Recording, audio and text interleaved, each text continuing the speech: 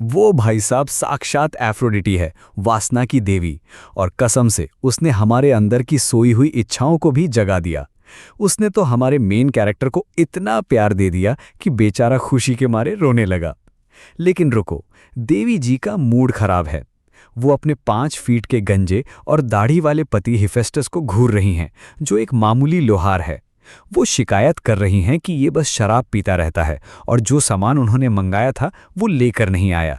फिर देवी जी हमारे लड़के की तरफ देखकर एक प्यारी सी स्माइल देती हैं और भाई के घुटने वहीं जाम हो जाते हैं। अब हमारी फर्टिलिटी क्वीन हैचुन से एक छोटा सा फेवर मांगती हैं। कहती हैं, क्या मेरा अच्छा बच्चा मम्मी के लिए थोड़ा सा सेलेस्टियल स्टील ला सकता है? सच कहूं, अगर उन्होंने मुझसे ये बात कही होती तो मुझे अपनी अंडरपैंट बदलनी पड़ जाती। और जब कोई आपको इतना प्यार दिखाए तो मना करने का तो सवाल ही नहीं उठता। तो बस अपना हेलमेट ऑफ हेडीज उठाता है और स्कूटर चालू करके दूसरे डंजन की तरफ निकल पड़ता है। लेकिन यार, कोई इस तरह भगवान का डिलीवरी बॉय कैसे बन सकता है? तो देखो यार, अपना भाई बिल्कुल तुम्हारी और हमारी तरह एक आम डिलीवरी बॉय था। मेहनती तो पूरा था, पर जेब से कंगाली छाई हुई थी। उसका रोज का यही रोना था कि लिफ्ट खराब होने की वजह से 27 मंजिल सीढ़ियां चढ़ो, दरवाजे की घंटी बजाओ और फिर देर से आने के लिए गालियां खाओ। उसका मन तो करता था कि उस मोटी औरत को वहीं खरी खोटी सुना दे, पर बेचारा पेट के मारे चुप रह जाता। अभी वो बेचारा सड़क पर पैर रखता ही है कि उसके बॉस का फोन आ जाता है। बॉस बोलता है कि पिछले ऑर्डर वाले कस्टमर ने शिकायत कर दी है। उस कुंभकर्ण की नानी ने तो सिर्फ कंप्लेंट करने के चक्कर में सारा खाना टॉयलेट में बहा दिया था। अपने भाई ने सफाई देने की कोशिश भी की, पर तब तक चिड़िया चुग गई थी खेत। बॉस ने सबक सिखाने के लिए उसकी आईडी कुछ दिनों के लिए ब्लॉक कर दी। दिक्कत ये थी कि अगले हफ्ते कमरे का किराया देना था और वो ठीक उसी वक्त एक डंजन पोर्टल के सामने खड़ा था। तभी अचानक उसके फोन की स्क्रीन चमकी और एक सिस्टम मैसेज आया। स्क्रीन का हुलिया बिल्कुल बदला हुआ था, तो उसने उत्सुकता में उस पर टैप कर दिया। तभी फोन से एक जोरदार रोशनी निकली और जब उसने आंखें खोली तो वो स्वर्ग जैसी किसी जगह पर था। भाई की तो हवा टाइट हो गई कि ये कोई सपना है या आखिरकार किसी जादुई शक्ति ने उसे चुन लिया है। अभी कुछ हुआ भी नहीं था, पर उसकी आंखों में आंसू आ गए कि चलो, डिलीवरी बॉय वाली ये मनहूस जिंदगी खत्म हुई। तभी उसका ध्यान फोन पर गया, जहां अभी भी डिलीवरी ऑर्डर दिख रहा था। साथ में एक मैप था और अमृत पिकअप करने के निर्देश लिखे थे। अब जब करने को कुछ और था नहीं, तो उसने ऑर्डर एक्सेप्ट कर लिया। जैसे ही उसने स्क्रीन को टच किया, सामने का सुनहरा दरवाजा अपने आप खुल गया। उसने एक गहरी सांस ली, थूक गटका और अंदर बढ़ गया। बादलों के ऊपर तैरते हुए वो एक बड़े से महल के पास से गुजरा। उसने अपना फोन चेक किया, उसकी धड़कनें तेज हो रही थीं। भाई, सच में ये वही जगह थी जहां भगवान रहते हैं। वो महल के भीतर गया और एक विशाल दरवाजे के सामने जाकर रुक गया। उसे अंदाजा हो गया था कि यही पिकअप पॉइंट है। घबराते हुए उसने दरवाजा खटखटाया। उसके दिमाग में चल रहा था कि अगर अंदर से कोई भगवान निकला तो शायद उसे हंटर बनने का मौका मिल जाए। तभी किसी ने दरवाजा खोला और पूछा कि वो कौन है। सामने सफेद कपड़ों में एक सुनहरे बालों वाली लड़की खड़ी थी, जिसे देखते ही वो समझ गया कि ये कोई देवी है। वो हकलाते हुए बोला कि वो यहाँ ऑर्डर लेने आया है। वो लड़की आगे बढ़ी और सीधे उसके पास आके रॉब से पूछा कि एक अदना सा इंसान ओलंपस में क्या कर रहा है। जब उसने भाई पर बिना इजाजत घुसने का आरोप लगाया तो उसने तुरंत अपना फोन दिखाया और कहा कि वो तो बस अमृत की बोतल लेने आया है। लड़की थोड़ी देर के लिए रुकी और बुदबुदाई कि ये पक्का हरमीस की ही करतूत होगी। एक ठंडी आह भरते हुए उसने भाई को वहीं रुकने को कहा ताकि वो चीज ला सके जिसे इंसानों का छूना मना है। वो अमृत लेके लौटी और चेतावनी दी कि अगर उसके भाई को ये समय पर नहीं मिला तो उसका गुस्सा 7वें आसमान पर होगा। उसने भाई के मुंह के पास आके बिल्कुल सीधे शब्दों में धमकी दी कि इसकी एक बूंद भी मत पीना। भाई ने भी डर के मारे तुरंत हाँ में सिर हिला दिया। लड़की ने अपनी उंगलियों से आंखों की तरफ इशारा करते हुए कहा कि मेरी तुम पर नजर है, और धड़ाम से उसके मुंह पे दरवाजा बंद कर दिया। भाई का गुस्सा फिर से भड़क गया। मतलब ये क्या बकवास है? उसे लगा था कि वो डिलीवरी बॉय की जिंदगी से आजाद हो चुका है, पर ऐसा कुछ नहीं था। वो पहले भी डिलीवरी बॉय था और अब वो भगवानों का डिलीवरी बॉय बन चुका था। बोतल की तरफ देखते हुए उसने सोचा कि ये तो बिल्कुल एप्पल जूस जैसी लग रही है, और उसका मन किया कि वो अभी के अभी ये काम छोड़ दे। फिर उसने सोचा कि जो ये ऑर्डर ले रहा है वो भी तो कोई भगवान ही होगा। अब जब वो ओलंपस आ ही गया है तो क्यों ना इस वाले भगवान से खुद को किसी स्पेशल पावर में बदलने की मिन्नत करे। जोश में आके उसने खुद से कहा कि ये उसकी जिंदगी की आखिरी डिलीवरी होगी। इतना सोचकर वो लावा के बीच से अपनी गाड़ी दौड़ाने लगा। फोन पर नोटिफिकेशन आया कि आप लोकेशन के पास पहुंच रहे हैं। पिघले हुए लावे के एक पहाड़ को पार करने के बाद वहां एक छोटा सा घर दिखाई दिया। वो बुरी तरह थककर चूर हो चुका था, क्योंकि वहां का तापमान किसी सोनाबाद से भी ज्यादा गर्म था। दरवाजे पर पहुंचकर उसने आवाज लगाई कि डिलीवरी आ गई है। तभी अचानक दरवाजा अपने आप खुल गया। घर के अंदर की भयानक गर्मी से वो पसीने पसीने हो चुका था। भट्टी के पास काम कर रहा एक बौना गुस्से में पीछे मुड़ा और पूछा कि अंदर कौन आया है। घबराते हुए हमारे हीरो ने कहा कि वो कोई घुसपैठिया नहीं है, बस डिलीवरी देने आया है। वो बौना उसकी तरफ बढ़ा और समझ गया कि ये वही लड़का है जिसे उसकी बहन ने भेजा है। हमारे भाई को तो यकीन ही नहीं हो रहा था कि ये दोनों भाई बहन हैं। तभी उस बौने को एहसास हुआ कि ये हरमीस नहीं है। उसका गुस्सा और ताकत हवा में तैरने लगी और उसने कहा कि ये लड़का यहाँ बिना बुलाए आया है। हमारे हीरो ने आनन फानन में समझाया कि उसकी बहन ने ही ये सामान यहाँ पहुँचाने को कहा था। जब बौने ने देखा कि बोतल अभी भी पूरी भरी हुई है तो वो हैरान रह गया। उसने एक घूंट भी नहीं पिया था। लड़के ने कहा कि वो कोई चोर नहीं है और बोतल उसके हाथ में थमा दी। वो बौना जोर से हंसा और उसे बेहद ईमानदार बताने लगा। उसने कहा कि उस अमृत की एक घूंट भी उसे इंसान से भगवान बना देती, पर फिर भी लड़के के मन में कोई लालच नहीं आया। ये सुनते ही हमारे हीरो का दिमाग घूम गया। उसके तो पैरों तले जमीन ही खिसक गई कि भाई अगर उसने सिर्फ एक घूंट मार ली होती तो आज वो खुद एक भगवान बन चुका होता। अब क्या था, उसने आव देखा ना ताव, तुरंत बोतल खोलने के लिए हाथ बढ़ाया और बड़बड़ाया कि बस अब उसकी डिलीवरी बॉय वाली जिंदगी का दी एंड होने वाला है। वो बोतल की तरफ लपका ही था कि उस बौने ने झटके से बोतल उससे छीन ली, उसका ढक्कन खोला और इससे पहले कि हमारा भाई उसे रोक पाता वो एक ही सांस में आधा अमृत कटक गया। फिर उसने बोतल नीचे रखी और डकार मारते हुए बोला कि इस बार तो स्वाद कुछ ज्यादा ही कड़क था। जहां एक तरफ अपने भाई का दिल टूटकर चकनाचूर हो गया, वहीं दूसरी तरफ वो बौना मजे से बोला कि सदियों बाद उसे इतना फ्रेश अमृत पीने को मिला है। फिर उसने अपना परिचय दिया कि वो और कोई नहीं बल्कि खुद हेफेस्टस है। उसने लड़के का नाम पूछा तो उसने भारी मन से बताया कि उसका नाम हाइज्यून ली है। हेफेस्टस ने ली को इतनी ईमानदारी दिखाने के लिए थैंक यू कहा। इससे पहले कि ली कुछ और बोल पाता, वो बौना ये कहकर वापस अपनी भट्टी की तरफ जाने लगा कि वो अब बिल्कुल तरोताज़ा महसूस कर रहा है और काम पर लौट रहा है। ली ने आओ देखा न ताओ सीधे उसका कंधा पकड़ा और रोकते हुए बोला, अरे ओ गॉड जी, जरा रुको को। हेफेस्टस ने मुड़कर पूछा कि अब उसे क्या चाहिए, तो ली ने कड़क कर कहा कि भाई उसे अभी तक उसका पेमेंट नहीं मिला है। हेफेस्टस हंसा और बोला, अच्छा डिलीवरी फीस, वो तो तुम्हें पहले ही मिल चुकी होगी। और ये कहकर वो ठहाके लगाता हुआ आगे बढ़ गया। ली ने जैसे ही अपना ऐप चेक किया, एक जोरदार रोशनी से उसकी आंखें चौंधी आ गईं। सिस्टम की स्क्रीन पर अब 1000 पॉइंट्स चमक रहे थे। अगले ही पल जब उसकी आंख खुली तो वो अपने बिस्तर पर था। वो उठकर सोचने लगा कि क्या वो सब बस एक सपना था। असल में जैसे ही उसने ऐप देखा था, एक जादुई रोशनी ने उसे घेरा और सीधे धरती पर वापस पटक दिया था। लेकिन तभी उसके सामने हवा में एक छोटा सा सिस्टम स्क्रीन तैरता हुआ दिखाई दिया। वो चिढ़कर बड़बड़ाने लगा क्योंकि उसे रत्ती भर अंदाजा नहीं था कि इन पॉइंट्स का अचार डालना है या करना क्या है। वो अभी अभी एक असली भगवान से मिलकर आया था और असलियत में वो दुनिया का सबसे खतरनाक एस रैंक हंटर बनना चाहता था, ना कि इन पॉइंट्स का कलेक्शन करना। तभी सिस्टम ने उसे एक नया मैसेज दिया कि इन पॉइंट्स को शॉप में ले जाकर अलग अलग आइटम से बदला जा सकता है। उसने इस उम्मीद में शॉप का ऑप्शन खोला कि शायद कोई काम की चीज़ मिल जाए, पर वहां का नज़ारा देखकर उसके होश उड़ गए। शॉप में 1000 पॉइंट्स का एक गोल्डन एप्पल बिक रहा था तो वहीं 1,00,000 पॉइंट्स की मोटरसाइकिल। वो बुरी तरह झुंझला गया क्योंकि उसे कोई भी चीज़ काम की नहीं लगी और ऊपर से हर सामान का रेट 7वें आसमान पर था। वो स्क्रीन को नीचे स्क्रॉल करता गया ताकि कोई ऐसी काम की चीज़ मिल सके जो उसे हंटर गेट के अंदर काम आए।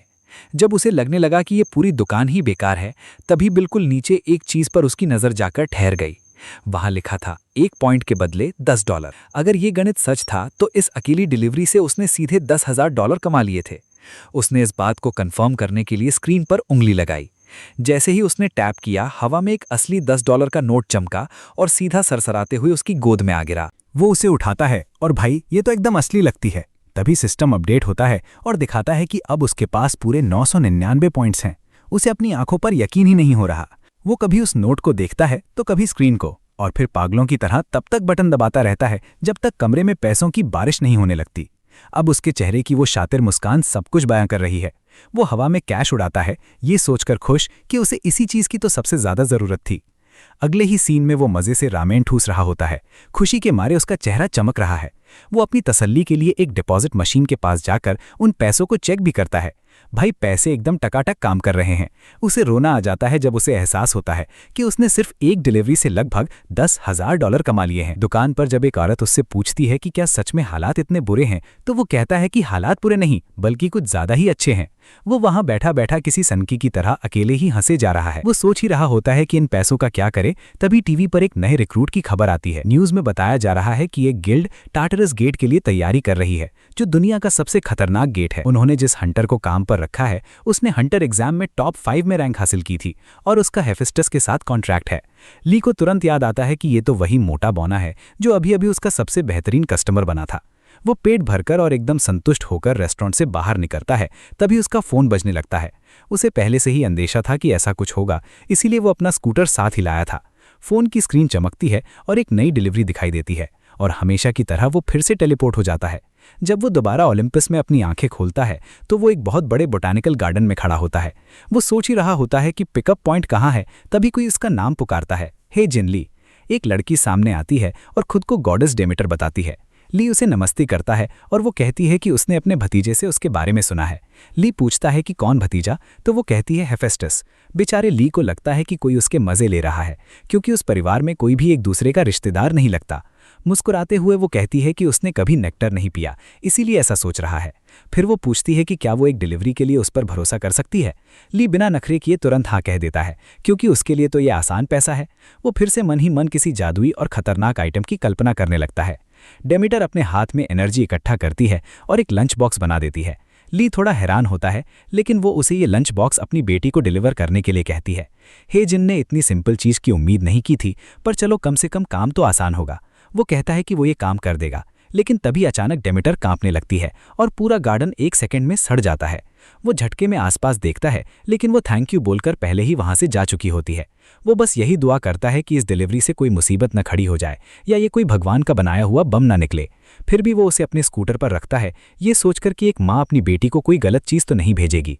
इसके बाद वो डेस्टिनेशन चेक करता है, पर जैसे ही वो फोकस करने की कोशिश करता है, एक फ्लैश उसे सीधे वापस अर्थ पर भेज देता है, जिससे वो पूरी तरह कंफ्यूज हो जाता है। ऐप दिखाता है कि डिलीवरी सच में कोरिया में ही है। उसे याद आता है कि डेमीटर ने कहा था कि गॉड्स बिना किसी ठोस वजह के अपने महल से बाहर नहीं जा सकते, तो शायद ये भी कोई वैसा ही मामला होगा और वो वहाँ उसकी बेटी से मिल पाएगा। वो किसी डिलीवरी के लिए पहले कभी इतना एक्साइटेड नहीं हुआ था और अभी से सोचने लगा है कि इस बार कितने पॉइंट्स मिलेंगे। लेकिन जब वो लोकेशन पर पहुंचता है तो अपना हेलमेट उतारकर कहता है कि भाई ये पक्का कोई मजाक है। ऐप उसे दुनिया के सबसे खतरनाक डंजन टार्टरस के अंदर जाने के लिए कह रहा है, जिसे हंटर्स का कब्रिस्तान कहा जाता है। वो खुद को समझाता है कि ऐसा नहीं हो सकता, लड़की पक्का गेट के बाहर इंतजार कर रही होगी।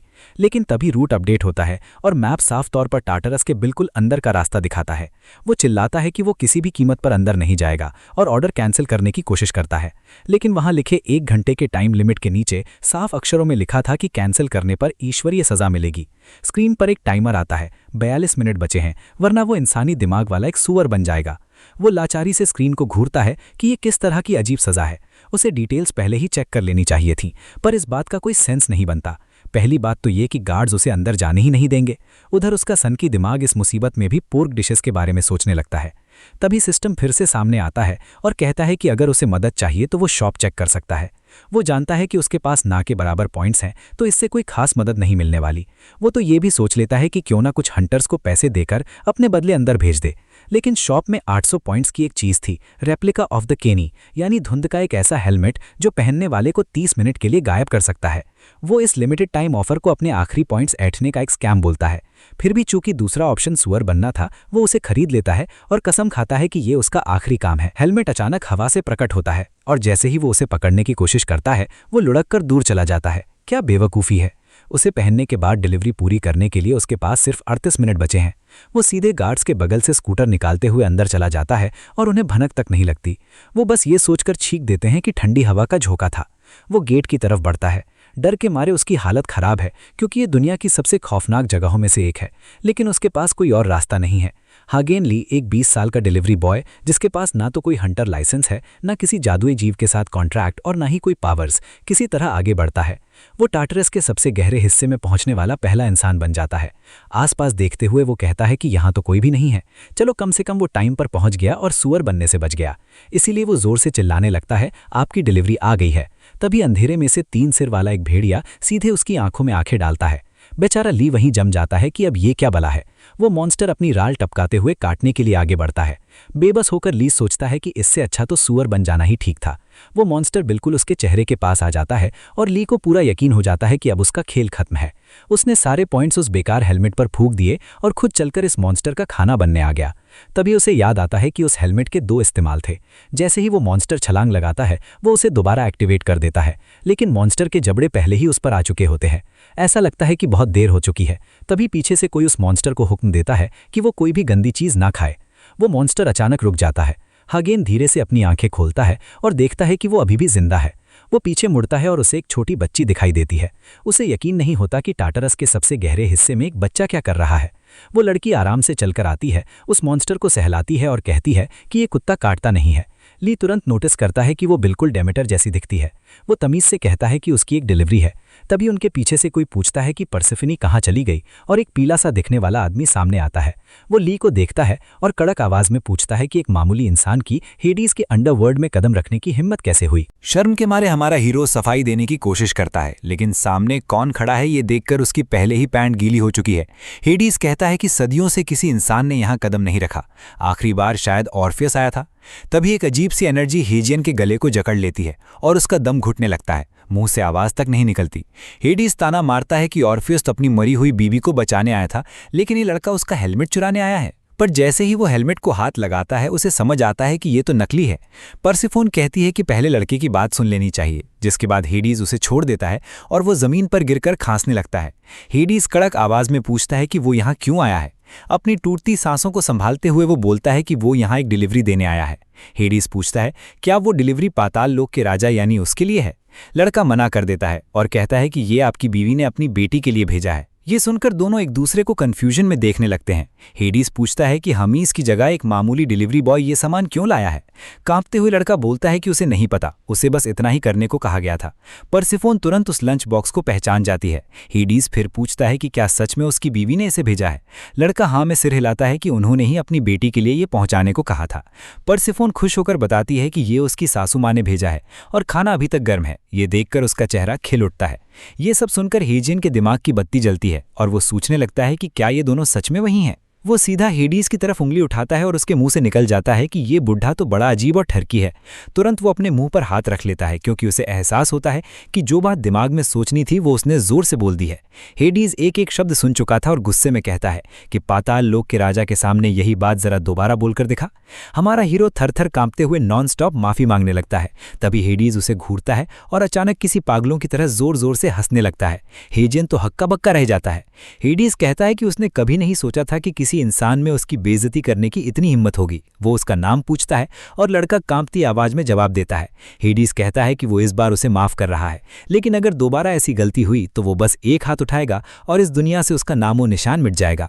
आसपास का माहौल देखकर साफ समझ आ रहा था कि ये कोई खोखली धमकी नहीं थी। इसके बाद हेडीज कहता है कि उसकी पेमेंट भेज दी गई है और वो अपनी सासू माँ को इस खाने के लिए थैंक्स कह दे। तभी अचानक स्क्रीन चमकती है और इस बार उसे 10,000 पॉइंट्स मिलते हैं, साथ ही हेडीज की तरफ से 5,000 पॉइंट्स का बोनस भी। यहाँ तक कि वो हेलमेट भी वापस दे देता है कि ये छोटा सा खिलौना वो अपने पास ही रख ले। हेजियन खुशी के मारे कांपते हुए एक बड़ी सी स्माइल के साथ उसे थैंक यू बोलता है। अब सीन शिफ्ट होता है एक थके हारे आदमी पर जो एक ड्रैगन के सामने खड़ा है और लड़ाई के लिए तैयार हो रहा है। ये टीम 1 का कैप्टन और कॉम्बैट हंटर डोयोन हा है। वो ड्रैगन पर एक के बाद एक कई वार करता है, लेकिन ड्रैगन भी पलटवार करके अपने सीने पर अपने पंजों से हमला कर देता है।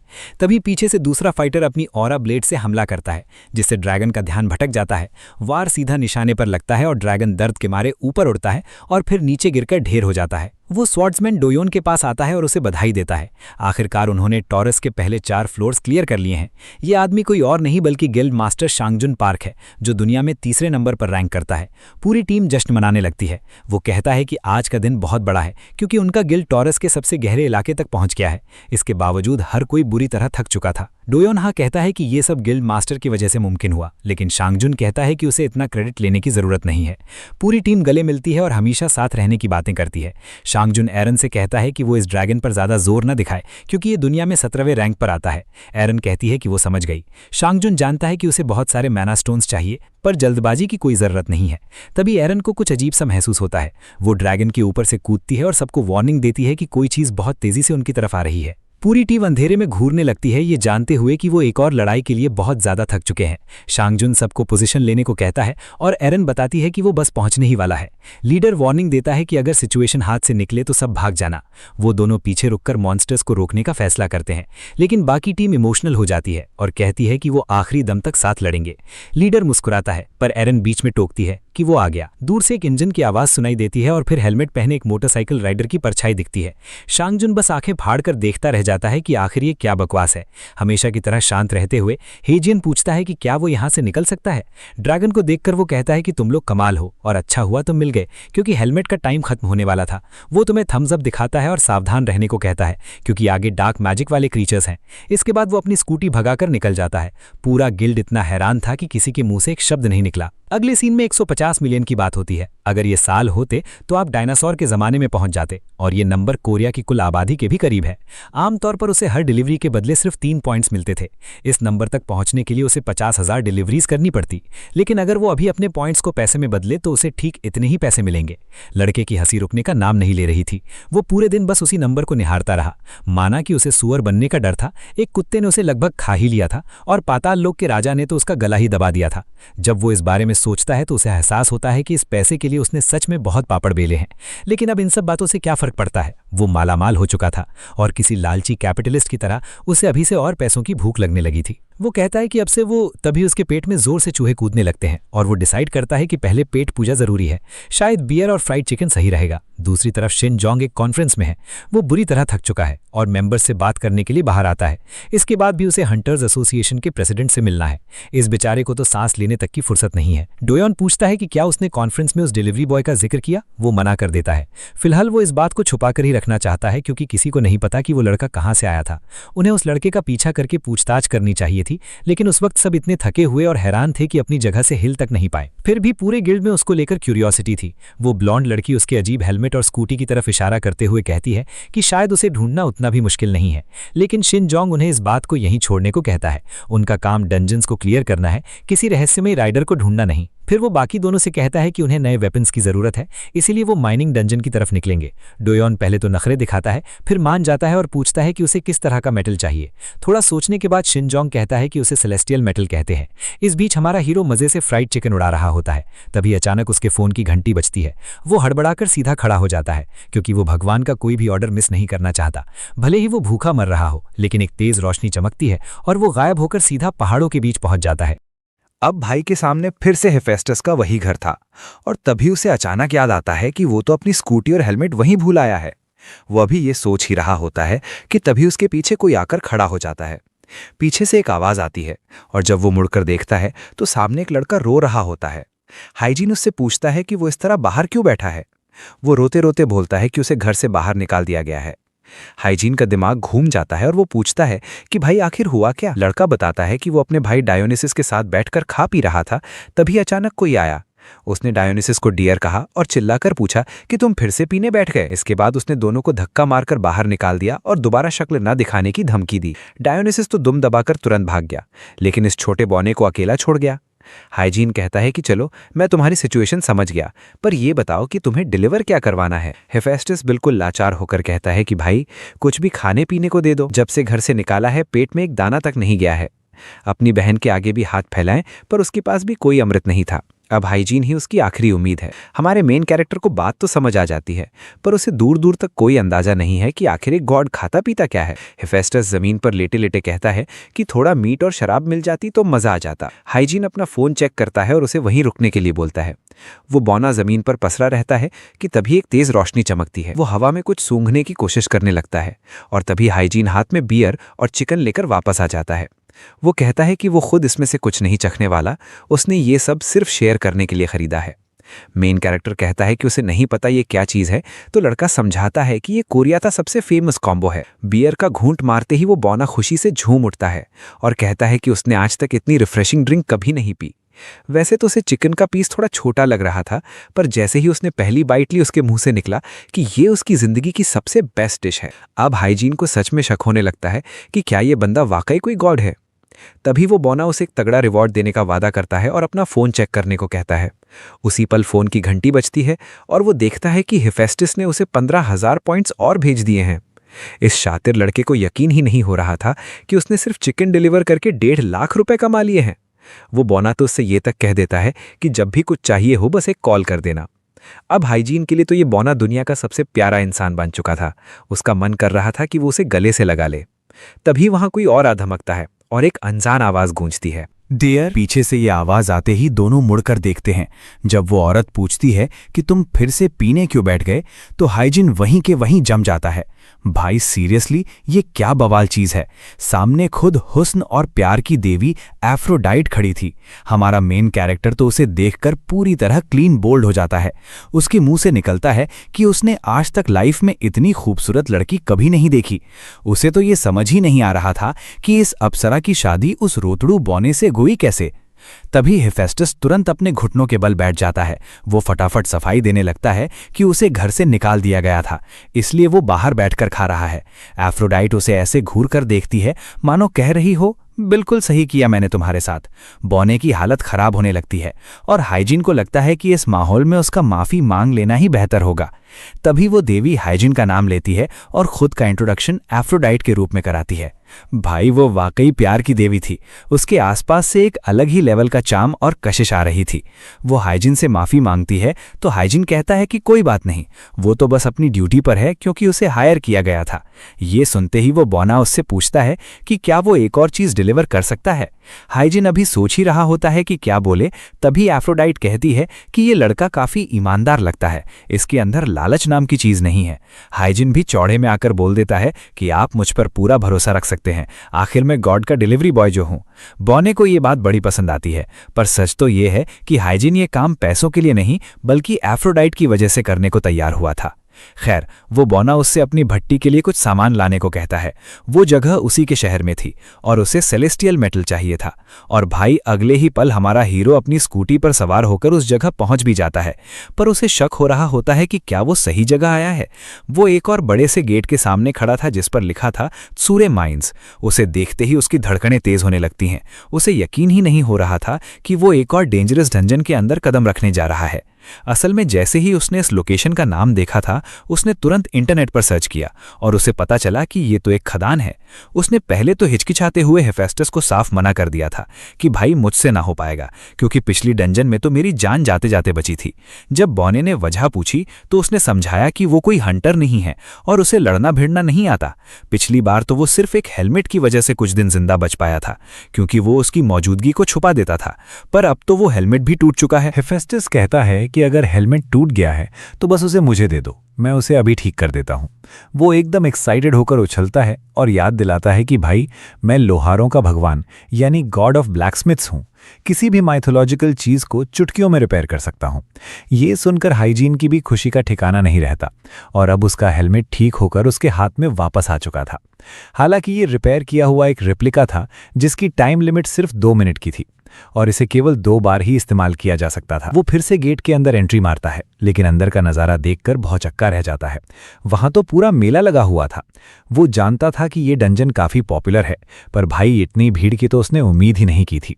उसे लगा था कि यहाँ मॉन्स्टर से निपटना सबसे मुश्किल काम होगा, पर अब उसे समझ आता है कि असली सिरदर्दी तो इस भीड़ को पार करके गुफा की गहराई तक पहुंचना है, ताकि वो उस मेटल को ढूंढ सके। इस सब के बीच ड्वेन वहां बड़े आराम से कुछ खाते पीते हुए आगे बढ़ता है। लगभग 30 मिनट तक स्कूटी दौड़ाने के बाद आखिरकार वो एक सूनी जगह पर पहुंचता है। दिक्कत ये थी कि वहां का रास्ता बेहद बकवास था और उसकी स्कूटी कबाड़ की तरह खड़खड़ा रही थी। तसल्ली की बात यह थी कि अब उसे दीवारों में मिनरल्स चमकते हुए दिखने लगे थे, लेकिन वो तो सेलेस्टियल मेटल ढूंढ रहा था जो लाल रंग का चमकता हुआ अयस्क यानी ओर होता है। वो ये सोचते हुए आगे बढ़ता रहता है कि भाई अभी और कितना अंदर जाना पड़ेगा। तभी जैसे ही वो एक कोने से मुड़ता है, एक विशाल का एक कंकाल उसके ठीक बगल से गुजरता है। उसके हाथ पांव फूल जाते हैं, पर वो स्कूटी की स्पीड कम नहीं करता क्योंकि वो हेलमेट की वजह से अभी भी इनविजिबल यानी गायब था। तभी अचानक उसकी स्कूटी किसी चीज से बुरी तरह टकराती है। आवाज सुनकर वो कंकाल रुकता है और बड़ा कंफ्यूज दिखता है क्योंकि उसे सामने कोई दिखाई नहीं दे रहा था। बुरी खबर ये थी कि ड्वेन अभी जिंदा तो था, पर इस एक्सीडेंट के बाद उसकी हालत पूरी तरह पस्त हो चुकी थी। वो 1 सेकंड के लिए रुकता है और फिर मुस्कुराता है। आखिर अब वो इतना अमीर हो चुका था कि ऐसी कितनी भी स्कूटी खरीद सकता था। वो गुफा में और अंदर की तरफ बढ़ता है, जहां पत्थरों के एक ढेर के ऊपर आखिरकार उसे वो चमकता हुआ लाल सेलेस्टियल मेटल दिख जाता है। वो पास जाता है, अपना हेलमेट हटाता है है और चौड़े में मुस्कुराते हुए कहता है कि चलो भाई, आखिरकार ये मिल ही गया। पर अब असली आफत ये थी कि इसे वहां से निकाला कैसे जाए। वो कभी एक तरफ से खींचता तो कभी दूसरी तरफ से लात मारता, पर वो मेटल टस से मस नहीं होता। थक हार कर वो हार मान लेता है कि अब वो क्या करे। तभी ऐन मौके पर सिस्टम उसकी मदद के लिए आगे आता है और उसे हिंट देता है कि भाई शॉप चेक करो, वहां तुम्हारे काम की कोई ना कोई चीज जरूर मिल जाएगी। जैसे ही वो शॉप खोलता है उसे 4700 पॉइंट्स का एक रेकमेंडेड आइटम दिखाई देता है। ये एक एक्सप्लोरर्स पिकैक्स थी जो किसी भी चीज को परफेक्टली माइन कर सकती थी, पर ट्विस्ट ये था कि इसे सिर्फ एक ही बार इस्तेमाल किया जा सकता था। अब भाई हमारे ड्वेन के लिए 4700 पॉइंट्स का मतलब सीधे 47 मिलियन यानी 4.7 करोड़ रुपए था, जो कि सच में बहुत ज्यादा थे। उसे याद आता है कि डंजन के एंट्रेंस पर तो सिर्फ 10,000 रुपए में कुल्हाड़ी रेंट पर मिल रही थी।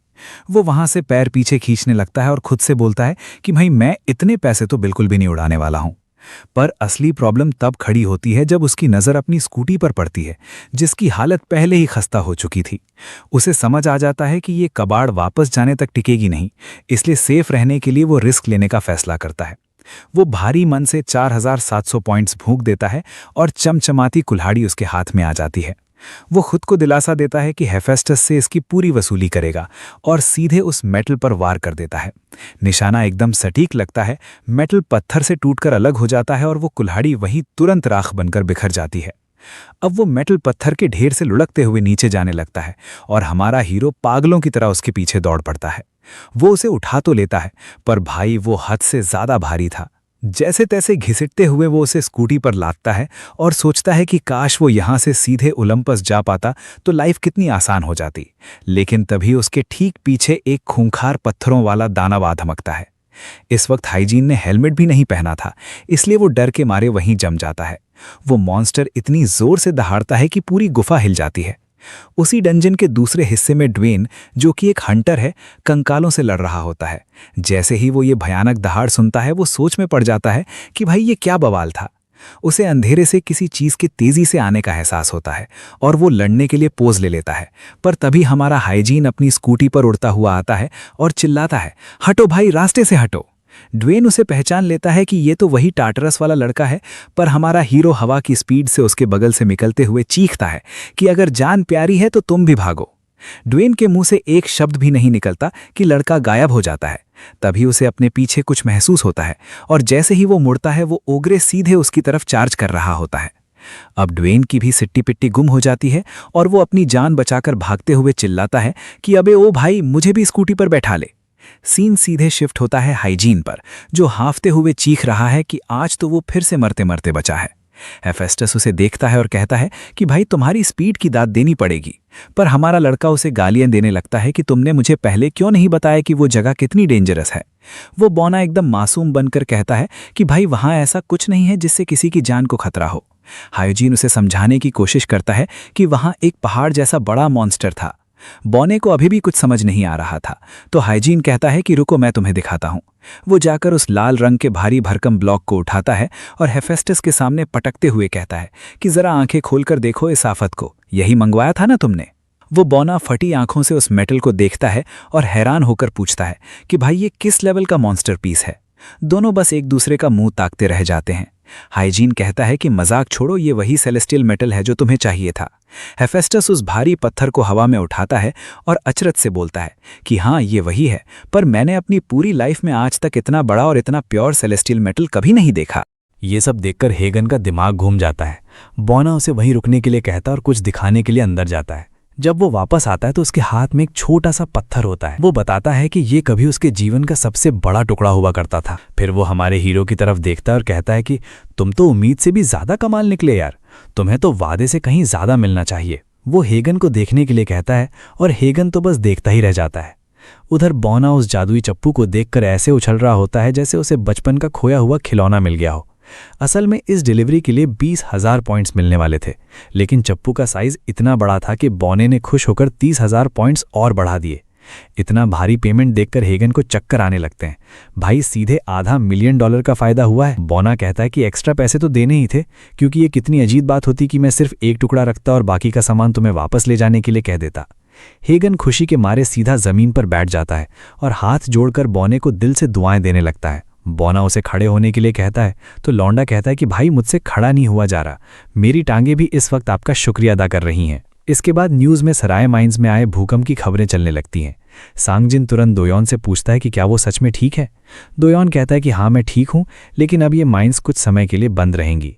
सांगजिन पूछता है कि आखिर वहां हुआ क्या था। दोयोन बताता है कि वहां एक विशाल गोलेम आ गया था और तभी टार्टरस गेट वाला वही पुराना बंदा फिर से प्रकट हो गया। सबसे अजीब बात तो यह है कि सारे गोलेम उसी के पीछे हाथ धोकर पड़े हुए थे। ये सुनते ही सांगजिन के दिमाग की बत्ती जलती है और वो हमारे हीरो को अपनी गिल्ड में शामिल करने के बारे में सोचने लगता है। दोयोन कहता है कि अगर आप कहें तो मैं उसका पता लगा सकता हूं। उसे हीरो की बाइक और नंबर प्लेट अच्छे से याद थी और उसने उस इलाके की रिकॉर्डिंग्स भी निकाल ली थी। लीडर उसका शुक्रिया अदा करता और कहता है कि ऐसा बंदा अगर हमारी गिल्ड में आ गया तो अपनी तो लॉटरी लग जाएगी। वो तसल्ली जताता है कि चलो अच्छा हुआ उसे चोट नहीं आई और कहता है कि अब आगे का काम मैं संभाल लूंगा। दोयोन का चेहरा खुशी से चमक उठता है। वो थैंक यू बोलता है और कहता है कि बॉस मैं आपके लिए कहीं भी जा सकता हूं। लेकिन तभी सांगजिन अचानक पूछ लेता है कि क्या तुम्हें वहां कोई सेलेस्टियल मेटल मिला। ये सुनते ही दोनों के बीच ऐसा सन्नाटा छा जाता है जैसे सांप सूंघ गया हो। दूसरी तरफ हैजॉन स्क्रीन पर 75,000 पॉइंट्स देखकर किसी पागल की तरह मुस्कुरा रहा है। जेब में $500 मिलियन आते ही उसके दिमाग में सीधे नया घर खरीदने के सपने तैरने लगते हैं। बंदा इस वक्त अंधा पैसा छाप रहा है। लेकिन कहानी में ट्विस्ट ये है कि सांगजिन के मुताबिक वो भले ही गोलेम से बातें करके बच निकला हो, पर खुद हैजॉन भी अच्छे से जानता है कि वो इस वक्त सिर्फ और सिर्फ अपने किस्मत के भरोसे जिंदा बचा हुआ है। अब वो सोचने लगता है कि क्या इस शॉप में कोई काम की चीज मिलेगी भी या नहीं। वो शॉप खोलकर सर्च करना शुरू करता है, लेकिन हमेशा की तरह यहाँ हर एक चीज की कीमत आसमान छू रही थी और ज्यादातर सामान किसी काम का नहीं था। सबसे सस्ती वेपन भी $1 मिलियन की थी और वो भी सिर्फ रेप्लिका यानी नकली थी, जो शायद 1-2 बार में ही टूट जाती। एक पल के लिए तो उसे लगता है कि इन मॉन्स्टर्स से लड़ना सरासर घाटे का सौदा है। तभी उसकी नजर एक चीज पर टिक जाती है। वो एक लेवल 1 का रेसिंग सूट था, जो सूट के लेवल के हिसाब से पहनने वाले की फिजिकल एबिलिटी यानी ताकत को बढ़ा देता था। इसकी कीमत 50,000 पॉइंट्स थी। उसे इस बात पर गुस्सा आता है कि सिस्टम ने कभी उसे इतनी बेहतरीन चीज रेकमेंड क्यों नहीं की। हालांकि वो अब भी कश्मकश में था कि इसे खरीदे या नहीं। उसे नहीं पता था कि ये सूट सच में कितना मजबूत है।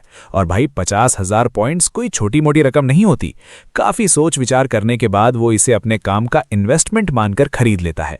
आखिर इसकी मदद से वो और ज्यादा डिलीवरी जो कर पाएगा।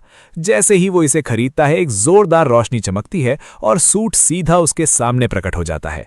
अब तीर कमान से छूट चुका था, यानी नो रिटर्न पॉलिसी। उसके पास अब सिर्फ 25,000 पॉइंट्स बचे थे। लेकिन चलो, अब वो पूरी तरह से गेयर अप हो चुका था। जब वो उसे पहनता है तो उसे थोड़ा अजीब सा महसूस होता है। वो थोड़ा टाइट था, लेकिन इतना हल्का था कि लगता ही नहीं था कि शरीर पर कुछ पहना हुआ है। और सबसे अच्छी बात कि उसमें गर्मी भी नहीं लग रही थी। वो फैसला करता है कि चलो लगे हाथ इसका एक टेस्ट ड्राइव ले लिया जाए। दूसरी तरफ बेचारा दोयोन शहर की सड़कों पर धक्के खा रहा था और उसकी हालत देखने लायक थी। वो तब से हमारे हीरो को ढूंढने की नाकाम कोशिश कर रहा था, लेकिन बाइक का नंबर होने के बावजूद उसे उसका कोई एड्रेस नहीं मिल पा रहा था। चूंकि उस बंदे ने कोई गैर कानूनी काम नहीं किया था, इसलिए पुलिस के पास भी उसका कोई रिकॉर्ड नहीं था। वो गुस्से में खुद से ही चिल्लाकर कहता है कि आखिर उस कमीने को मैं ढूंढूं तो ढूंढूं कैसे। ठीक उसी वक्त हमारा हीरो अपनी बाइक लेकर उसके पास रुकता है और कहता है कि भाई साहब, ग्रीन लाइट हो गई है, चलो। दोयोन हड़बड़ाकर सॉरी बोलता है और साइड हटते हुए बुदबुदाता है कि आजकल हर कोई एक जैसी बाइक लेकर ही घूम रहा है क्या। लेकिन तभी उसकी नजर बाइक पर पड़े स्क्रैचेस यानी खरोचों पर पड़ती है। वो निशान और बाइक की नंबर प्लेट एकदम हूबहू मैच कर रहे थे। वो चीखते हुए हेजिन को रुकने के लिए कहता है, लेकिन तब तक हीरो हवा से बातें करते हुए निकल चुका था। दोयोन उसके पीछे भागने की कोशिश करता है। तभी उसे एक टैक्सी दिखती है और वो सीधे उसमें कूद जाता है। वो ड्राइवर से कहता है कि उस बाइक का पीछा करो, लेकिन ड्राइवर उसे तुरंत टैक्सी से बाहर का रास्ता दिखा देता है और कहता है कि भाई, क्या तुझे ये कोई फिल्म लग रही है। और टैक्सी उसे वहीं छोड़कर रफू चक्कर हो जाती है। इतनी बेइज्जती के बाद भी वो हार नहीं मानता और कसम खाता है कि जब तक वो बाइकर रुकेगा नहीं, वो उसी रास्ते पर दौड़ता रहेगा। काफी दूर तक पागलों की तरह भागने के बाद आखिरकार उसकी सांस फूल जाती है और वो सड़क पर ही ढेर हो जाता है। पास से गुजरती हुई एक महिला उससे पूछती है कि क्या आप ठीक हैं, और वो हाँफते हुए कहता है कि हाँ, मैं बिल्कुल ठीक हूँ। वो महिला कहती है कि वो उसे शहर की सबसे बड़ी गिल्ड्स में से एक के मेंबर के रूप में पहचानती है। लेकिन दोयोन तुरंत बात पलटते हुए कहता है कि आपको कोई गलत फहमी हुई है। भला किसी बड़ी गिल्ड का बंदा इस तरह सड़क पर लावारिसों की तरह थोड़ी पड़ा रहेगा। उधर उसके दिमाग में अब भी यही चल रहा था कि वो अजीब सा डिलीवरी वाला लड़का आखिर गायब कहाँ हो गया। तभी अचानक एक जोरदार चीख सुनाई देती है और सबका ध्यान उस तरफ चला जाता है। दोयोन को कुछ गड़बड़ होने का एहसास होता है और वो दबे पांव आगे बढ़ता है। वो आसपास नजर दौड़ाता है पर उसे वो बाइक कहीं दिखाई नहीं देती। इसके बावजूद उसका छठा सेंस कह रहा था कि इस पूरे बखेड़े के पीछे जरूर उसी लड़के का हाथ है। तभी वहां मौजूद कुछ बुजुर्ग उसे संभल कर रहने की चेतावनी देते हैं। वे कहते हैं कि चोटी से आने वाली गूंज की वजह से यहां एवलांच यानी बर्फ का तूफान आ सकता है। दोयोन उनसे कहता है कि फिक्र मत कीजिए, मैं एक बहुत बड़ी गिल्ड से हूं, और ये कहकर वो फिर से दौड़ना शुरू कर देता है। बेचारा एक बार फिर हमारे थके हारे हीरो के पीछे भाग रहा था। तभी दौड़ते दौड़ते उसकी नज़र साइड में रखे एक बड़े से पत्थर पर पड़ती है, जिसके आर पार एक बिल्कुल साफ छेद बना हुआ था। उसे देखकर दोयोन कहता है कि भाई, कोई आम इंसान ऐसा सोच भी नहीं सकता। एक बी रैंक का हंटर पत्थर को तोड़ तो सकता है, लेकिन उसमें ऐसा परफेक्ट गड्ढा बना देना किसी के बस की बात नहीं है। ये पक्का कोई मैजिक या डिवाइन पावर का कमाल है। अगर ये कारनामा उसी बाइकर का है तो चाहे जो हो जाए उसे अपनी गिल्ड में शामिल करना ही पड़ेगा। दूसरी तरफ अपने घर पर हमारा शातिर हेगन बिल्कुल पस्त होकर लेटा हुआ था। वो खुद इस बात से सदमे में था कि उसने पत्थर में इतना बड़ा छेद कर दिया। सिर्फ यही नहीं, कुछ मिनटों के लिए तो उसकी स्पीड इतनी बढ़ गई थी कि वो अपनी बाइक से भी तेज दौड़ रहा था। अब वो अंदर से बेहद एक्साइटेड था और उसे लग रहा था कि वो किसी भी डंजन में कदम रखने के लिए पूरी तरह से तैयार है। तभी अचानक उसका फोन फिर से बज उठता है, लेकिन इस बार वीणा की जगह किसी चाइनीज इंस्ट्रूमेंट की ट्यून सुनाई देती है। वो तुरंत लोकेशन चेक करता है तो वहां लिखा आता है बुशियांग। चूंकि ये ओलंपस नहीं था, इसका मतलब साफ था कि ये कोई डंजन ही है। वो तुरंत इंटरनेट पर बुशियांग के डंजन्स के बारे में सर्च करता है और जैसा उसने सोचा था ठीक वैसा ही निकला। वहां माउंट हुआ नाम का एक डंजन मौजूद था। चूंकि इस बार डिलीवरी की कोई टाइम लिमिट यानी समय सीमा नहीं थी, इसलिए वो समझदारी दिखाते हुए फैसला करता है कि पहले सूट को पूरी तरह से रिचार्ज होने दिया जाए, फिर निकला जाएगा। लेकिन उसे इस बात का जरा भी अंदाजा नहीं था कि कोई चुपके से उसका पीछा कर रहा है। गिल्ड की वो ब्लॉन्ड बालों वाली लड़की दूर से उस पर नजर रखे हुए थी। शैंगजुन को पहले ही सारी बातों का पता चल चुका था, क्योंकि डायन ने उसे पूरी रिपोर्ट दे दी थी। डायन का कहना था कि अगर वे उस इलाके में अपने हंटर्स को फैला दें तो आज नहीं तो कल वो लड़का उनके हाथ लग ही जाएगा। लेकिन शैंगजुन ने उसकी बात काटते हुए कहा कि बिना किसी फोटो या पहचान के ये तरकीब काम नहीं करने वाली। तभी डायन ने उसे रिलैक्स रहने को कहा और अपनी जेब से उस बाइकर का एक बिल्कुल परफेक्ट स्केच निकालकर उसके सामने रख दिया। स्केच देखकर लीडर पूछता है कि क्या सच में ये वही है? ये लड़का दिखने में जितना साधारण है, अंदर से उससे कहीं ज्यादा मजबूत लगता है। इसके बाद डायन उसे उस छेद वाले पत्थर की कहानी याद दिलाता है और कहता है कि ऐसा कारनामा कोई ऐरा गैरा हीरो नहीं कर सकता। देखा जाए तो यांगयन इस वक्त कोरिया की नंबर 1 गिल्ड जरूर है, लेकिन जो दूसरे नंबर की ब्लैक ड्रैगन गिल्ड है उसने पिछले कुछ सालों में बहुत तेजी से तरक्की की है। दिक्कत बस ये है कि अपनी ताकत बढ़ाने के लिए वो लोग किसी भी हद तक गिर सकते हैं और कोई भी गैर कानूनी काम धड़ल्ले से कर देते हैं। लीडर साफ शब्दों में कहता है कि हम इतने बड़े टैलेंट को उस जैसी घटिया गिल्ड के हाथ में बिल्कुल नहीं जाने दे सकते, खासकर तब जब उनकी हरकतें आजकल कुछ ज्यादा ही संदिग्ध चल रही हैं। डायन पूरी जिम्मेदारी लेते हुए कहता है कि आप मुझ पर भरोसा रखिए, उस लड़के को अपने गिल्ड में मैं ही लेकर आऊंगा। अगले दिन जब हेजिन माउंट हुआ पहुंचता है तो वो डंजन के एंट्रेंस पर भारी भीड़ देखकर दंग रह जाता है, जबकि उसने इंटरनेट पर पढ़ा था कि ये जगह बिल्कुल भी पॉपुलर नहीं है। जैसे ही वो आगे बढ़ता है, एक आदमी अचानक चिल्लाकर कहता है कि वहीं रुक जाओ। हेजिन एक पल के लिए सकपका जाता है, पर तुरंत उसे समझ आता है कि वो आदमी दरअसल उसके पीछे खड़े एक छोटे बच्चे से बात कर रहा था। तभी उसे वहां खड़े लोगों के फुसफुसाने की आवाजें आती हैं, जो ब्लैक ड्रैगन गिल्ड के बारे में बातें कर रहे थे।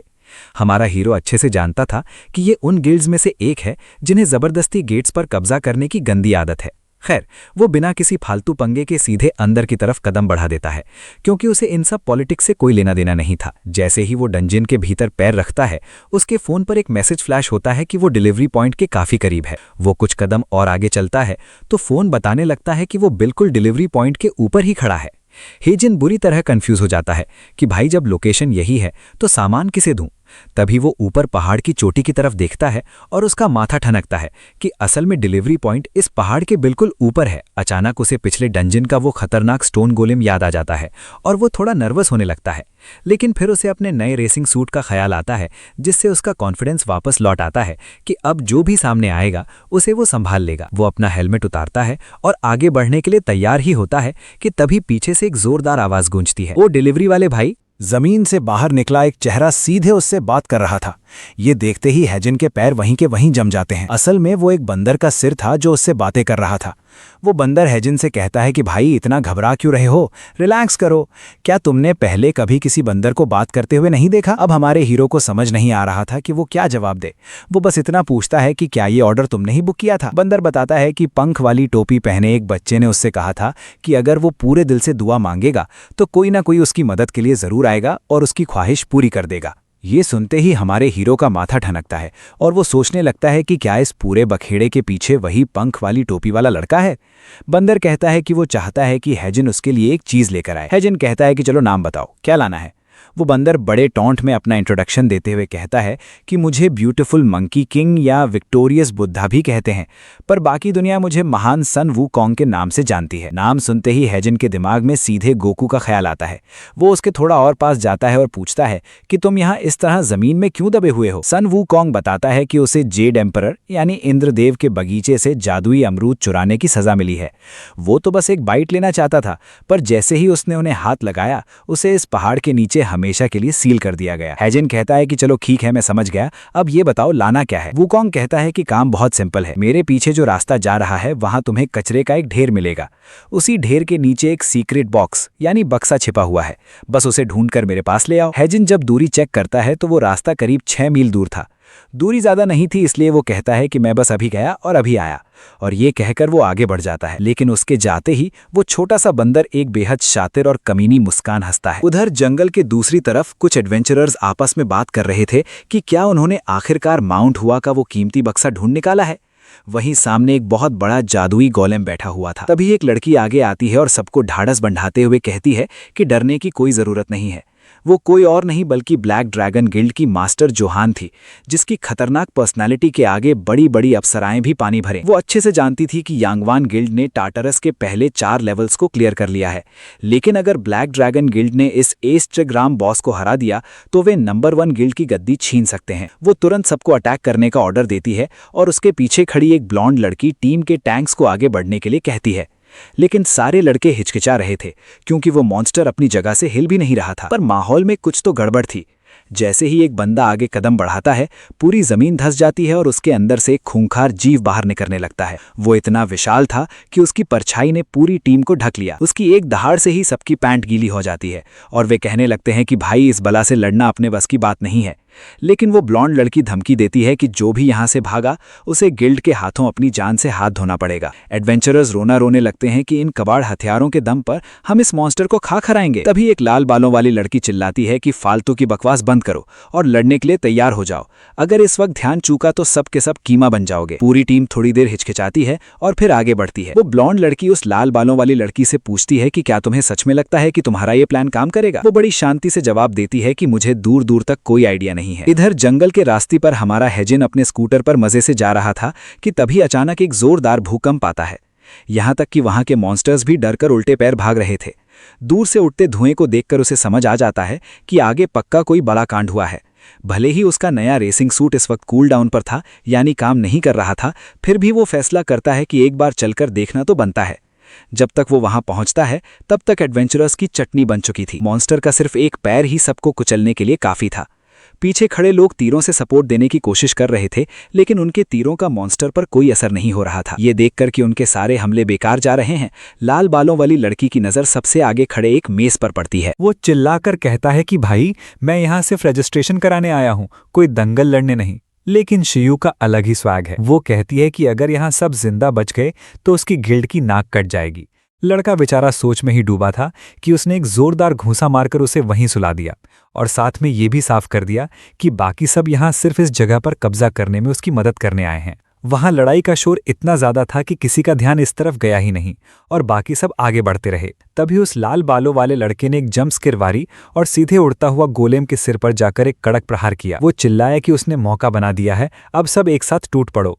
फिर क्या था, पूरी टीम उस मॉन्स्टर पर मधुमक्खियों की तरह झपट पड़ी। काफी चप्पलें घिसने और कड़ी मेहनत के बाद आखिरकार वो मॉन्स्टर जमीन पर गिर गया। टीम के लोग तो खुशी से पागल हो गए। उन्हें लगा कि उनकी स्ट्रैटेजी काम कर गई। वो सब जश्न मनाने लगे कि चलो आज जिंदा घर वापस लौटेंगे।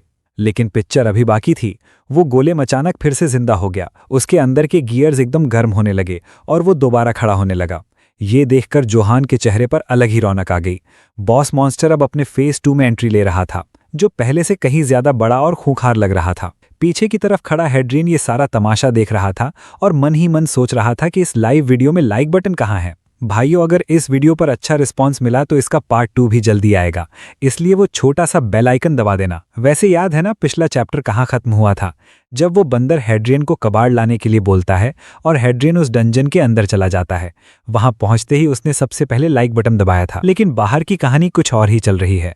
दुहून बता रहा है कि कल वो सुबॉन में था और अब बुकचोन की तरफ निकल रहा है। बेचारा उस हेड्रियन को ढूंढने के लिए पागलों की तरह भटक रहा है।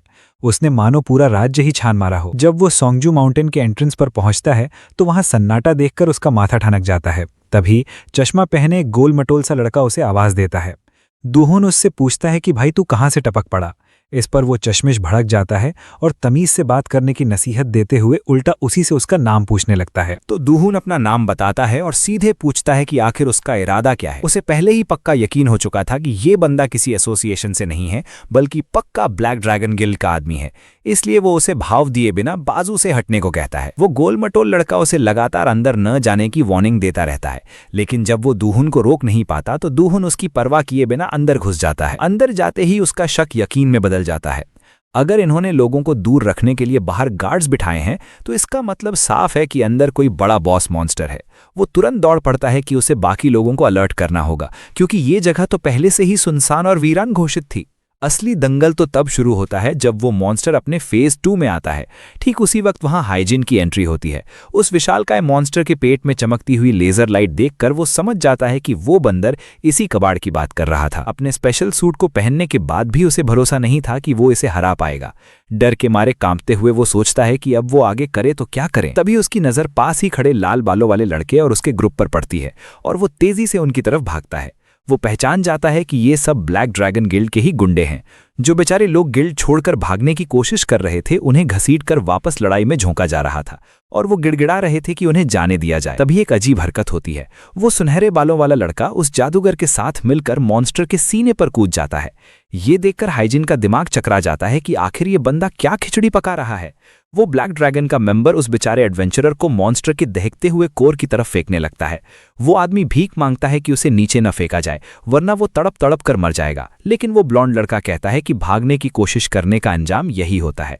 जैसे ही वो उसे नीचे गिराता है, हमारा हाइजिन हवा की रफ्तार से आता है और उसके चेहरे पर एक कड़कताता हुआ पंच चढ़ देता है और साथ में उसे गाली भी बकता है। ब्लैक ड्रैगन का लीडर तो भौचक्का होकर देखता रह जाता है कि भाई ये अजूबा कहाँ से आ गया। इसने बी रैंक के एडवेंचरर को एक ही घूंसे में कैसे ढेर कर दिया। हमारा हीरो एकदम फिल्मी स्टाइल में उस आदमी को अपनी बाहों में लपक कर उसकी जान बचा लेता है। वो आदमी जान बचाने के लिए थैंक यू बोलता है, पर साथ ही वॉर्न भी करता है कि यहाँ रुकना मौत को दावत देने जैसा है। हाइजिन आसपास देखता है और समझ जाता है कि वो एक तरफ उस खूंखार बॉस और दूसरी तरफ पूरे ब्लैक ड्रैगन गिल्ड के बीच सैंडविच बन चुका है। वो जानता था कि इस भगदड़ का फायदा उठाकर वो चुपचाप अपना बॉक्स समेटकर रफू चक्कर हो सकता है, लेकिन उसका ज़मीर इसकी गवाही नहीं देता। वो उस आदमी से कहता है कि टेंशन मत लो, वो बस अपनी आंखों के सामने किसी बेकसूर को मरते हुए नहीं देख सकता था। इधर ब्लैक ड्रैगन का लीडर चिल्लाता है कि सब लोग रुक क्यों गए, और उधर हाइजिन मन ही मन सोच रहा था कि इस सारे रायते के पीछे इन गधों का ही हाथ है। उसके सूट में अब सिर्फ 2 मिनट और 17 सेकंड बचे थे, इसलिए वो समझ जाता है कि अब हाथ पर हाथ धरे बैठने का टाइम नहीं है, कुछ तो करना ही पड़ेगा। उधर वो लाल बालों वाली लड़की गुस्से से तमतमा रही थी, क्योंकि उसे लगा था कि वो लोग बस जीतने ही वाले थे। वो गंजा उससे पूछता है कि क्या वो तीरंदाजों को आगे भेजे, लेकिन वो साफ मना कर देती है। वो समझाती है कि इस बॉस मॉन्स्टर को हराने का एक ही सीक्रेट है, भरपूर बलि। जब ये मॉन्स्टर फेज 1 से फेज 2 में बदलता है, तब ये कुछ देर के लिए हिलडुल नहीं पाता। अगर उस वक्त इसके सीने में जिंदा इंसानों की बलि दे दी जाए तो आगे की लड़ाई एकदम हलवा हो जाती है। तभी वो गंजा चिल्लाता है कि अरे उधर देखो, हमारा हाइजिन हवा में लंबी छलांग लगाकर सीधे उस बॉस के सिर के ऊपर पहुंच चुका था। वहां से उसे मॉन्स्टर के सिर पर एक दरार दिखाई देती है, जिसे देखकर वो ताड़ जाता है कि पक्का यहीं कोई माल छुपा है और यही इसका सबसे कमजोर नस है। वो बिना सोचे समझे एक करारा घूंसा जड़ देता है, जो सीधे मॉन्स्टर के सिर पर जाकर बैठता है। ये तमाशा देखकर उसकी लेडी लीडर थर थर कांपने लगती है कि ये बेवकूफ आखिर कर क्या रहा है। इस रफ्तार से तो वो बॉस को समय से पहले ही जगा देगा। वो तुरंत अपने पलटन को हुक्म देती है कि चाहे जो हो जाए, इस लड़के को रोको। उसे इस बात से कोई फर्क नहीं पड़ता था कि वो जिए या मरे, उसे बस वो रुकना चाहिए था। पूरी गिल्ड मॉन्स्टर की तरफ तीरों की बौछार कर देती है। इधर हाइजिन के सूट का टाइमर घटकर सिर्फ 1 मिनट और 31 सेकंड रह गया था। वो लगातार मॉन्स्टर के सिर कर घूंसे बरसाते हुए मन्नत मांग रहा था कि भाई अब तो ये खोपड़ी टूट जा। तभी उसकी स्क्रीन पर एक वार्निंग विंडो पॉपअप होती है और उसका शरीर अपने आप ही तीरों से बचने लगता है। वो खुद हैरान था कि ये नीचे वाले लोग उसे ही निपटाने पर क्यों तुले हुए हैं। वो गंजा अपनी लीडर से कहता है कि ये अनजान लड़का तो भगवान की तरह तीर चकमा दे रहा है, इसे देखकर तो मुझे भी डर लग रहा है। वो बिना पीछे देखे पीठ पीछे से आने वाले तीरों को भी हवा में उड़ा रहा था। तभी एक तीर जाकर सीधे मॉन्स्टर की आंख में धंस जाता है। वो खूंखार जीव दर्द से करहा उठता है और उसकी आंख एकदम चमकने लगती है। गंजा सोच में पड़ जाता है कि क्या इस अकेले लड़के को रोकने के लिए पूरी फौज लगानी पड़ेगी। वो अपनी फ्रंट लाइन को सीधे हमला करने का ऑर्डर दे देता है। हाइजिन सोच रहा था कि ये बवाल आखिर कब थमेगा, क्योंकि तीरों की वजह से उस मॉन्स्टर का सिर ऐसा लग रहा था मानो उसने कोई अजीब सी विग पहन रखी हो। तभी अचानक उसके पैरों के नीचे की जमीन हिलने लगती है। कैप्टन के हाथ से उसका पंखा छूट जाता है, क्योंकि वो समझ गई थी कि अब उनकी लंका लगने वाली है। उस जीव की आंख पूरी तरह से ग्लो करने लगती है और उसका फेज 2 का ट्रांसफॉर्मेशन कंप्लीट हो जाता है। ऊपर खड़ा हाइजिन चिढ़कर शिकायत कर रहा था कि यहाँ ऊपर बहुत भयंकर गर्मी है, जबकि नीचे खड़े बाकी लोगों की डर के मारे पैंट गीली हो रही थी। वो गोले में एक जोरदार दहाड़ के साथ अपना पैर जमीन पर पटकता है और उसके एक ही झटके से आधी से ज्यादा फौज साफ हो जाती है। वो गंजा अपनी लीडर से पूछता है कि अब क्या करें, लेकिन उसके पास भी कोई जवाब नहीं था। वो जानती थी कि अब खेल खत्म हो चुका है और वो गोलेम उन सबको जलाकर राख कर देगा। लेकिन ऊपर का नजारा कुछ और ही था। हाइजिन अभी भी जिंदा था और उस मॉन्स्टर के माथे पर दनादन घूंसे बजाए जा रहा था। नीचे खड़ी लीडर को अपनी आंखों पर यकीन नहीं हो रहा था कि वो लड़का अभी तक वहां कैसे टिका हुआ है। पर असली दिक्कत ये थी कि सूट की बैटरी में अब सिर्फ 10 सेकंड बचे थे। वो घूंसे मारता रहा और टाइम गिरकर 8 सेकंड हो गया। जब सिर्फ 5 सेकंड बचे तो वो चिल्लाया कि अब तो टूट जा साले।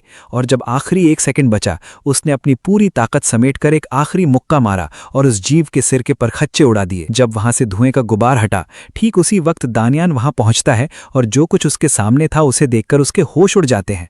उस मरे हुए बॉस को देखकर वो सोचता है कि क्या सच में इस अकेले लड़के ने इसका काम तमाम कर दिया। एक पल के लिए दानियान को हाइजिन में अपनी ही झलक दिखती है, क्योंकि उन दोनों का लड़ने का स्टाइल काफी मिलता जुलता था।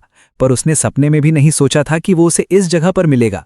वो तेजी से हाइजिन की तरफ दौड़ता है कि आज तो इस लड़के को अपनी गिल्ड में शामिल करके ही रहूंगा। नीचे ब्लैक ड्रैगन के जो कुछ मेंबर जिंदा बचे थे वो सब सदमे में थे, खासकर जूहान। उसे तो यकीन ही नहीं हो रहा था कि जिस लड़के को वो लूजर समझ रही थी उसने अकेले ही पूरे के पूरे बॉस मॉन्स्टर को धूल चटा दी। वो गंजा आगे के ऑर्डर मांगता है तो उसकी लेडी लीडर कहती है कि जैसे ही धुएं का गुबार साफ हो उस लड़के को दबोच लो। वो जानती थी कि लड़का जीतने जितना ताकतवर जरूर था, लेकिन इस वक्त वो पूरी तरह थककर चूर हो चुका होगा और वो किसी ऐसे इंसान को जिंदा नहीं छोड़ सकती जिसने ब्लैक ड्रैगन के पूरे प्लान का कबाड़ा किया हो। तभी अचानक उनके ठीक सामने एक जोरदार धमाका होता है। ये और कोई नहीं, दानियान था, जो अपनी टशन वाली एंट्री के साथ उन्हें हेलो बोल रहा था। पूरी गिल्ड उसे एक नजर में ही पहचान जाती है। वो कहता है कि उसका शक एकदम सही था कि सबके पीछे इन्हीं का हाथ है, और वो ये भी ताड़ चुका है कि ये लोग नए रिक्रूट्स को बलि का बकरा बनाने का गंदा खेल खेल रहे थे। जूहान ने सपने में भी नहीं सोचा था कि ये यहां टपक पड़ेगा, इसलिए वो अपनी पूरी पलटन को संभलने का हुक्म देती है।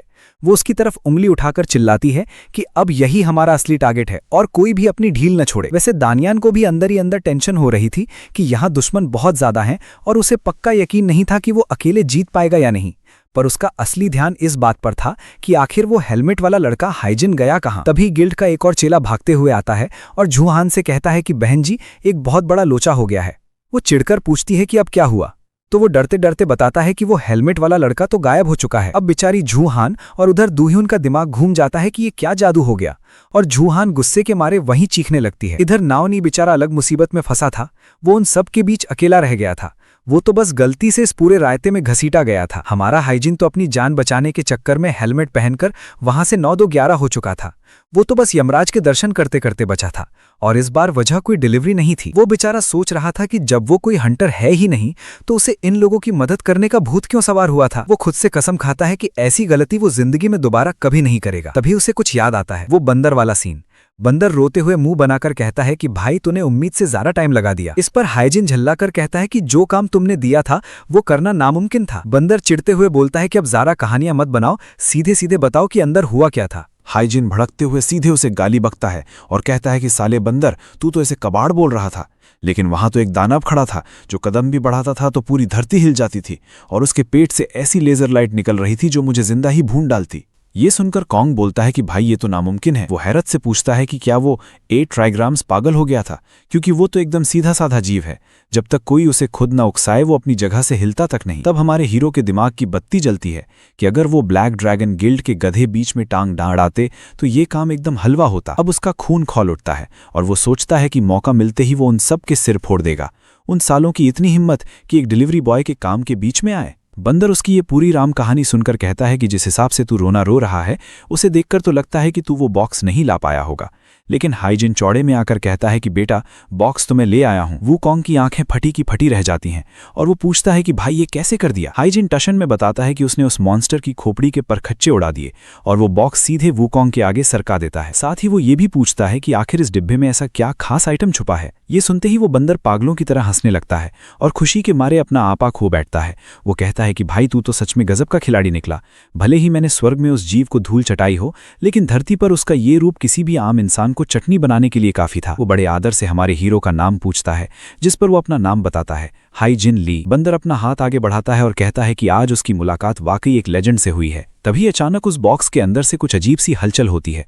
वो डिब्बा एक धमाके के साथ फट जाता है और उसके अंदर से एक जादुई चीज सीधे हवा में तैरने लगती है। जब हाइजिन अपनी आंखें खोलता है तो देखता है कि वो बंदर हाथ में अपनी वो दिव्य लाठी थामे खड़ा है। बंदर मुस्कुराते हुए कहता है कि आज हाइजिन ने उसे आज़ाद कराया है और अब उस पर उसका एक बहुत बड़ा उधार है। अगर आज ये लड़का ना होता तो वो न जाने कितने सालों तक वहीं उस कैद में सड़ता रहता।